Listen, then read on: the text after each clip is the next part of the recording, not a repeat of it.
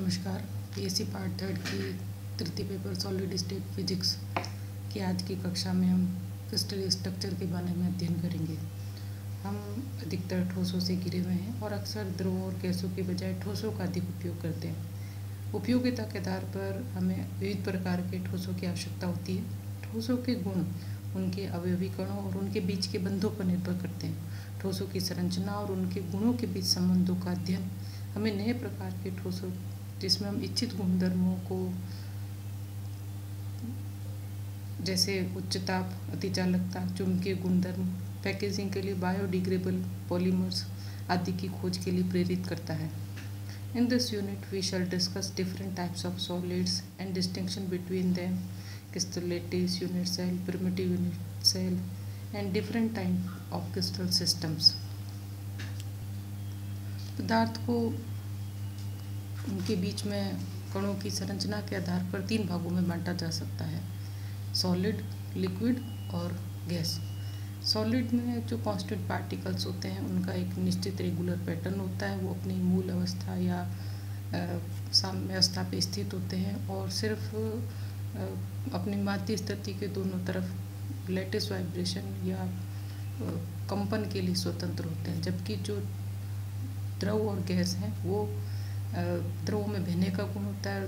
जो गैस है वो तीनों विमाओं में गति के लिए स्वतंत्र होती है। तो सॉलिड जो होते हैं उसमें जो कांस्टेंट पार्टिकल्स है उनका एक रेगुलर पैटर्न होता है और लो टेम्परेचर पर सॉलिड में थर्मल एनर्जी जो होती है वो कम होती है और जो इंटरमोलिकुलर फोर्सेस जो होते हैं पार्टिकल्स को पास में लाते हैं ताकि वो एक दूसरे से जुड़े और ऑक्यूपाई फिक्स पोजिशंस। सॉलिड के order of arrangements of particles के आधार पर दो भागों में बांटा जा सकता है। First is crystalline solid and next is amorphous solid.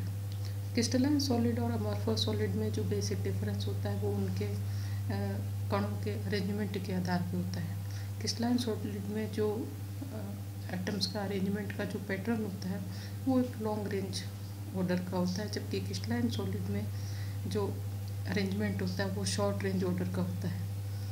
Crystalline solid का एग्जांपल है सोडियम क्लोराइड और क्वार्ट्ज। और एमॉर्फस या जो अक्रिस्टलाइन सॉलिड है जिसमें कि निश्चित रेगुलर पैटर्न नहीं पाया जाता वो है क्वार्ट्ज, ग्लास, रबर और प्लास्टिक। क्रिस्टलीय और अक्रिस्टलीय ठोसों को उनके गुणों के आधार पर निम्न प्रकार वर्गीकृत किया जा सकता है। सबसे पहले गुण हम लेते हैं उनके शेप के आधार पे।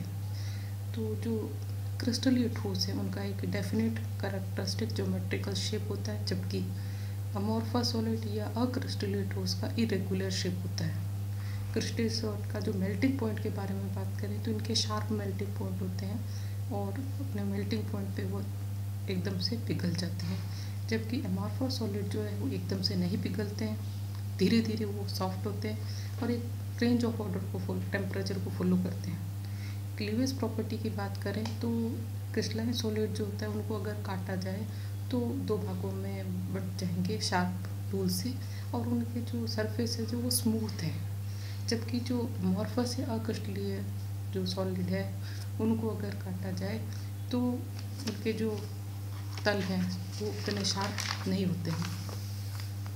हीट ऑफ फ्यूजन की बात करें तो अक्रिस्टलीय ठोस जो होता है उनका डेफिनेट और कैरेक्टरिस्टिक हीट ऑफ फ्यूजन होता है, जबकि अमॉर्फस जो होता है उनकी no definite heat of fusion नहीं पाया जाता है। एनआइसोट्रॉपी के आधार पर अक्रिस्टलीय ठोस जो होते हैं एनआइसोट्रॉपिक होते हैं। इसका मतलब उनकी जो गुण होते हैं दिशा बदलने के साथ बदल जाते हैं, जबकि अक्रिस्टलीय ठोस के गुण सभी दिशाओं में समान रहते हैं। क्रिस्टलाइन सॉलिड को हम ट्रू सॉलिड भी कह सकते हैं और अक्रिस्टलीय ठोस को स्यूडो सॉलिड या और जनरल शब्द में कहें तो सुपर कूल्ड लिक्विड भी कहते हैं। ऑर्डर की बात करें तो क्रिस्टलाइन या जो क्रिस्टलीय ठोस हैं उनमें लॉन्ग रेंज ऑर्डर होता है, जबकि अक्रिस्टलीय अमॉर्फस में शॉर्ट रेंज ऑर्डर पाया जाता है। कणों के बीच में इंटरमोलिकुलर फोर्सेस के आधार पर ठोसों को क्रिस्टलाइन ठोसों को चार भागों में बांटा जा सकता है। पहला है मॉलिक्यूलर सॉलिड, दूसरा आयनिक सॉलिड, तीसरा मेटेलिक सॉलिड, चौथा है कोवेलेंट सॉलिड। सबसे पहले हम मॉलिक्यूलर सॉलिड की बात करें तो मॉलिक्यूलर सॉलिड में कांस्टेंट पार्टिकल्स जो है मॉलिक्यूल्स होते हैं और इन्हीं को फर्दर तीन कैटेगरी में डिवाइड किया जा सकता है: non polar molecular solids, polar molecular solids and hydrogen bonded molecular solid. तो इनमें कांस्टेंट पार्टिकल्स तो मॉलिक्यूल ही होते हैं, लेकिन इनमें जो बॉन्डिंग होती है, बॉन्डिंग के लिए फोर्सेस होते हैं, वो सब में अलग अलग होते हैं। नॉन पोलर में लंदन फोर्सेस एग्जिस्ट करते हैं, पोलर मोलिकुलर सॉलिड में डाइपोल डाइपोल इंट्रैक्शंस होते हैं, और हाइड्रोजन बॉन्डेड मोलिकुलर सॉलिड में कोवेलेंट बॉन्ड होता है।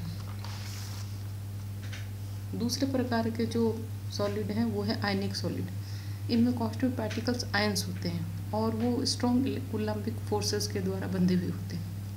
मेटेलिक सॉलिड्स के अंदर जो इलेक्ट्रॉन्स होते हैं, फ्री इलेक्ट्रॉन्स, वो एक सी के अंदर मूव करते हैं, और metallic solids are ordinary collection of positive ions surrounded by and held together by a sea of free electron, और ये फ्री इलेक्ट्रॉन के कारण विद्युत धारा के सुचालक होते हैं।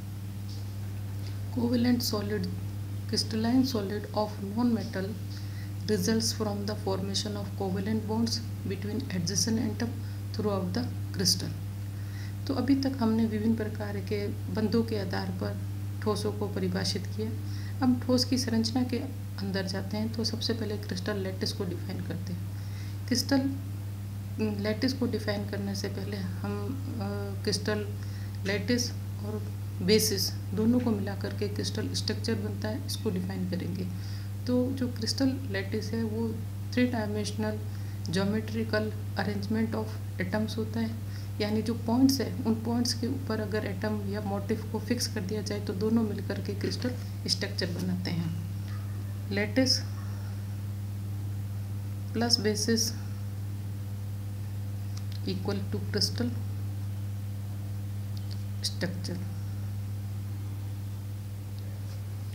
So a regular 3-dimensional arrangement of points in space is called a crystal lattice। Crystal lattice 1 dimensional में लीनियर लैटिस कहलाएगा, तो 2 डायमेंशनल में प्लेन लैटिस और 3 डायमेंशनल में स्पेस लैटिस कहलाता है। कैरेक्टरिस्टिक ऑफ क्रिस्टल लैटिस को हम डिफाइन करेंगे, तो each point in A lattice is called lattice point, यानी जो सॉलिड है उसमें लैटिस पॉइंट्स के ऊपर अगर हम एटम्स को या मॉलिक्यूल्स को अरेंज करते हैं तो उससे क्रिस्टल स्ट्रक्चर बनता है। क्रिस्टल स्ट्रक्चर को डिफाइन करने के लिए हमें कुछ परिभाषाओं की आवश्यकता होती है। तो सबसे पहले है unit cell. Unit cell is the smallest portion of a crystal lattice which when repeated in different directions generate the entire lattice, अर्थात वह न्यूनतम आयतन जिसके पुनरावृत्ति से पूरे क्रिस्टल का निर्माण होता है वो एकांक कोष्टिका या यूनिट सेल कहलाता है। और यूनिट सेल के अतिरिक्त दूसरे प्रकार की जो कोष्टिका है वो है प्रिमिटिव यूनिट सेल या अभाज्य एकांक कोष्टिका। अभाज्य कोष्टिका जो है वो यूनिट सेल जिसका आयतन सबसे कम हो। Unit cell which has the smallest volume is called the primitive unit cell. Primitive unit cell को इस डायग्राम में दिखाया गया है, जिसमें एक्सेस को ABC से और उनके बीच में कोण अल्फा बीटा गामा से दिखाए गए हैं। ये जो एक्सेस हैं ABC, यहाँ पे ये फंडामेंटल वेक्टर्स कहलाते हैं, और ये फंडामेंटल वेक्टर्स जो है वो लैटिस पॉइंट्स को डिफाइन करते हैं। To define lattice points in space 3 non coplanar unit vectors by translating them all lattice points are displace are called basis vectors. Translation सदिश T is equal to N1A plus N2B plus N3C. Here N1, N2, N3 are integers. Now we have to define fundamental type of lattices. तो according to the shape of the unit cell, अभी हमने unit cell को define किया कि वह न्यूनतम आयतन जिसके पुनरावृत्ति से पूरे क्रिस्टल का निर्माण होता है। तो वो न्यूनतम आयतन या जो यूनिट सेल है उसके शेप के आधार पर हम अलग अलग तरह के क्रिस्टल सिस्टम को डिफाइन कर सकते हैं। यहाँ पे 7 तरीके के क्रिस्टल सिस्टम होते हैं, जिसमें पहला है क्यूबिक। क्यूबिक में A is equal to B is equal to C and alpha is equal to beta is equal to gamma is equal to 90 degree. इसी तरीके से tetragonal, orthorhombic, rhombohedral, hexagonal, monoclinic और ट्राइक्लिनिक क्रिस्टल सिस्टम को define किया गया है। उनके लिए जो ABC एक्सेस हैं और जो ये एंगल्स हैं वो यहाँ शो किए गए हैं। तो इनकी अलग अलग क्रिस्टल एक्सेस और अलग अलग एंगल्स के आधार पर 7 तरीके के क्रिस्टल सिस्टम और 14 तरीके के ब्रेविसेस।